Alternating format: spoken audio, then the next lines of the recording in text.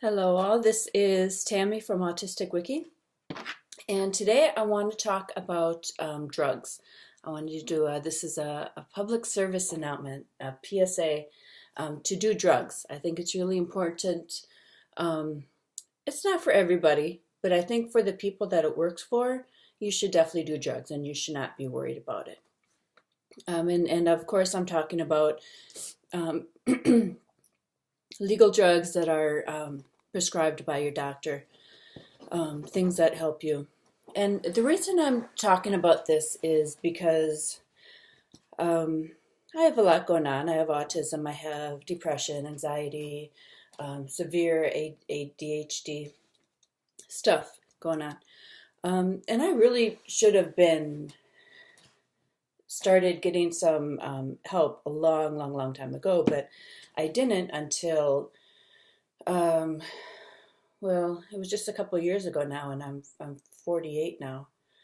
Um, but if you spend any amount of time online, especially if you are in the autistic communities, especially if there's parents around, no offense, but um, some of the parent communities are really dead set on trying to find solutions to autism, and there's not so much solutions. There's ways to make things easier, but there's not ways to get rid of it. And some people are really obsessed with trying to get rid of it. Um, you'll come across a lot of people online who try to tell you that you don't need medication. If you go to get medicated for something, they try to make you feel bad, like you're just weak, or you're not trying hard enough, or you just need to get more exercise. That's all you need. Exercise is the magic cure.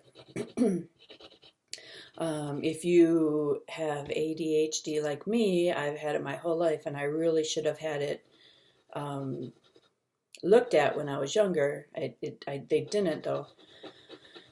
That would have really helped a lot going through school, just managing life my whole life. I mean, between the autism with the executive dysfunction and the ADHD, which also interrupts executive functioning, between those two, I mean, that's been a huge thing that I have problem with is paying attention, staying on track, staying focused, getting things planned out for my day, staying on track, just everything that comes to do with attention and executive functioning and whatnot. All of this would have really helped if I just would have been medicated a long time ago.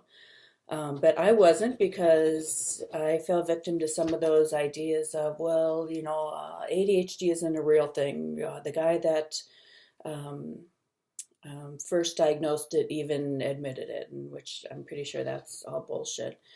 Um, I will say it's definitely a real disorder. There's no doubt in my mind it's real. Whether some guy claimed it or not, I don't care what he says. It's real. That's obvious to me, and it's obvious to anybody who spends any amount of time with me, that it's a real disorder.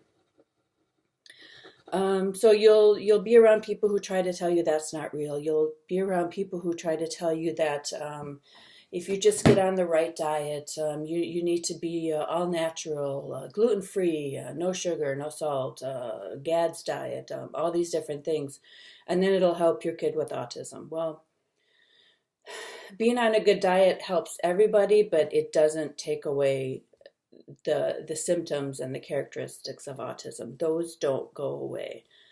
Over time, you can learn certain things to make some of those things easier. Um, Obviously, if you're somebody with a lot of gastrointestinal problems, watching what you eat and being careful not to eat things that upset your body obviously is going to help you out, because if you feel good, you're going to have less symptoms with all your other stuff going on. So it's one of those things where there's a grain of truth to it, but people try to take it too far. And they make you feel bad if you try to get your kid medicated or you try to get yourself medicated. to help it, like you're just being weak or an easy way out or whatever it is. Well, I believe that for a long time. I was very, very hesitant. Not hesitant. I was just like stupidly um, stubborn about it to the point of being ridiculous. Um, I didn't want to take medication for anything, not for the depression, not for the anxiety, not for any of it. I just wanted to, just bear it out, just deal with it. And finally, my doctor just said to me one time, because I mean, it was to the point where I like just it just felt like breathing was too much effort. Like if I would have just stopped breathing, I wouldn't have even fought it. I was like, thank God it's over. It's, maybe now I can die and just end this. It just breathing and getting through a day felt like the most exhausting process in the whole world. And yet I still didn't want to get on medicine because when you're deep in the middle of it, you're not really making the best possible choices for yourself because you're just not in a space where you can really see things, um, you know, uh, neutrally, I guess would be a way to say. One day, my doctor um, was prescribing medicine, and I was like, you can prescribe it. I don't know if I'm going to take it. Like I might, try it for a week or two, but I it's not something. I don't want to be on drugs for the rest of my life. I don't want to be that person who is needs medicine all the time. And she's like, look, it's would you say the same thing if you were diabetic and you had to take insulin? Your choice was take insulin or die. Like some people need medicine for their body because they don't make enough, for in my case, there's, the chemicals in the brain, they don't make enough of this or that chemical. So you need to take a medicine to balance all that out. And she's like, if you were diabetic, would you refuse to take your medicine because you're just too stubborn to and think that you can just walk it off? And I was like, no, of course not, even though, yeah, I would. In the beginning, I would because I'm that stupid and that stubborn when it comes to medical issues. I don't want to admit that I need help or that I need medicine or that I need something like that. So in the beginning, yeah, I would do something stupid like that until I probably had like one of those episodes or whatever. And then I would be, okay, maybe I do need medicine. Um, but it did kind of, it was a little bit of a wake up call for me because it got me thinking that, that it's not so much just a easy way out. It's not just being weak or just being lazy, a lazy way out, just popping pills. It's if your body doesn't have enough of this chemical or that chemical or something, then you need to take a medicine or a supplement to create that, to make it for you. And when I looked at it from that perspective, then it was a little bit easier to accept that idea of going on medicine. So it's like, all right, we'll give this a try. We'll see what happens. So when I first, this was a few years ago when I first started taking medicine for depression and anxiety. That helped a lot because it really it just took away, like I didn't feel medicated. I didn't feel like sedated or less of who I am. I didn't feel like a different person. It's just like it took away that part of me that just hated being alive every like 24 hours a day. That just every breath I took, I'm like, fuck, not another one. And it took away that horrible feeling where life is just too heavy, where it feels like it's just crushing me all the time. It took that away. That was like a huge weight being lifted off me. So it took that away. I think I'm still a fair bit depressed and anxious and anxiety and stuff. But it's nowhere close to where I was before because I'm pretty consistent. I take my medicine almost every day. There's always like 1-2 days a week that I forget to take it, but for the most part, I'm really consistent with it. And then just a couple months ago, Um, it was, I guess, a yearly checkup, and this was the year after I got diagnosed with autism and ADHD and everything. So I was telling my doctor about what had happened, the process, and gave her my diagnosis printout and all that stuff. And all this time I was supposed to have gone to see a doctor about getting on medicine for ADHD, but I just never got around to it. So she's like, all right, well, let's talk about this. So she prescribed, I think it's methylphenidate, which is, I guess, the generic form of Ritalin, I think. I think it's Ritalin. And again, I was, even though I know that I have a real heart problem, like my brain is like if you catch a bee in a jar, and it's just that's my brain. It's just all over the place. It doesn't stay in one place. I'll be like, and you can kind of see it in my videos. Is I'll start talking, and midway through a sentence, I'll be like, "Huh, what were we talking about?" And I'm like fiddling with the thing here. I'm scribbling on paper. Like I always have to, I can't just focus on what I'm doing. I got to have a bunch of things going on at one time. So she finally got me on some medicine, and it's this methylphenidate stuff. So I'm taking that, and it's pretty low dose, I think. I think it's like 20 milligram, like extended release or something like that. And it doesn't really do much for me in the sense of helping my attention. It like a teeny tiny bit it helps.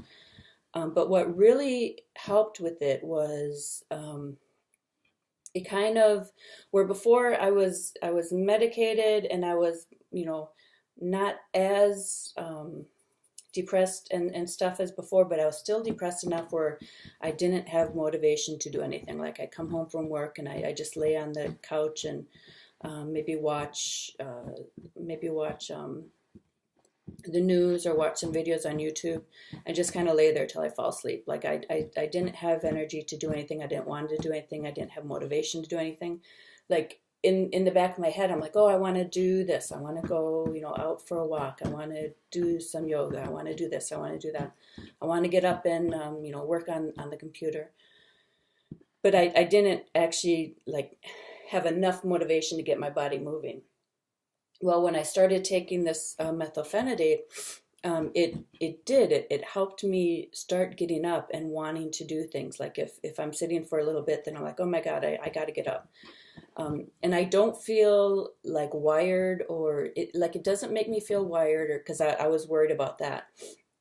Because I've seen people take it who don't have ADD, and they take it as I guess they kind of get a high off it and to help them lose weight and stuff. And they're just, zoom, zoom, zoom. Like I think they're kind of like what I am without medicine, but pretty annoying. So I was kind of worried that I didn't want it to get me like all wired up where I'm like that. And it doesn't. I can feel like it slows me down just a itty bitty teeny tiny bit. Like I notice a tiny little bit of like when I'm working that I can stay a little bit focused. I can do stuff, and it doesn't last very long, but I do notice that it helps me a little bit when I'm working. I take it first thing when I get to work in the morning, and then I usually get like my best work done between, like I start at 7 a.m. between like 7 and noon. So I started taking that. So the real benefit that I got out of the meth was that it got me motivated to do stuff, to want to do stuff, to be able to get up. So once I started taking it, after about a week or so, then I started doing like a little bit of exercise after work. I started going out and to there's some nature places here in the state park. I started going out and hiking on my days off. So 2-3 days a week, I'd go hiking for a little while, go for a little walk sometimes. Getting some exercise after work. So, and then I was eating better too, because it does help you with it does help it does cut your appetite a little bit. So then I was more aware of what I was eating. So with all of this, then I started tracking, like when I'm what I was doing all day long, what I was eating when I was going out for walks and hiking, and I started tracking all that on some apps on my iPhone. And then I started losing weight, and now I'm like really starting to feel a lot better and starting to feel like I'm getting back to me, which is, I feel like I lost me like probably a good 10 years ago, maybe more. But when I was medicated, being medicated for the depression and anxiety, it kind of, keeps me from killing myself. But at the same time, like I gained a shit ton of weight and I got really, really heavy. And then that made me feel bad on top of just not having motivation to do anything. But then when I started taking the methylphenidate, then I started having, I was encouraged because one, it helped me control eating so much, and it's not in a big way, like a very tiny way. It was just because I really only would eat like twice a day, but when I would get home from work, like I would start eating something, and then I'm like, okay, now I'm hungry for something else, and I would just kind of like eat stuff, and I think that was more like boredom eating more than anything. But like that, when I got home from work was when I would really pack on the calories. Like during the day and everything, I just would have like a normal lunch, and no big deal. That was okay. But this helped me to kind of control that and be more aware, have the motivation to, go out, get the exercise. And it really, really, really helped. I mean, now I'm starting to feel better. I'm starting to drop off the weight. Obviously, it's going to take some time to get it all off, but I really recommend it. If I wouldn't have went and started taking this medication, I'd be laying on the couch staring at the TV right now, just waiting for life to pass by. So my recommendation to people who are considering it, you can always stop taking it. If it doesn't work for you, you can always stop taking it. But I would recommend going out there and trying it. If you are somebody for whom it seems to be a good fit, obviously that's something you need to talk to your doctor about, and all of that. But if it does work for you, I absolutely don't let people talk you into letting you feel like it's a bad thing or a weak thing or something like that to be taking medicine, because it's really making a huge difference in my life. And I don't know if it's something that's going to be lifelong, or if it's, if after time there'll be changes in your brain and you don't need as much or something. I don't know. I don't know how long-term this is. All I know is that for right now, this is what I need, and it's really, really helping. And I'm glad that I finally did it instead of continuing to listen to people who just don't know what they're talking about. So my recommendation is don't listen to the internet. Don't listen to the people who know better. Don't listen to the people who are warrior mothers and whatnot. And the health food nuts and everything. Listen to your doctor. Go talk to your doctor and tell them what you're thinking. And they have ways of tracking things and seeing whether this is a good fit for you. And if it is, go for it, because it really helps. And there's no point just living in hell for no reason, just because somebody else thinks you should be there because you're weak for taking medicine. Would you go up to a diabetic and tell them that they're being a pussy because they took insulin today? It's kind of the same thing. Start thinking about it like that, and then you'll realize that if you need medicine, that it's nobody's business, and nobody has a right to tell you not to take your medicine. So that is my recommendation for you for today. Drugs are good. Talk to your doctor and see if drugs are right for you. That's all I have. Thank you.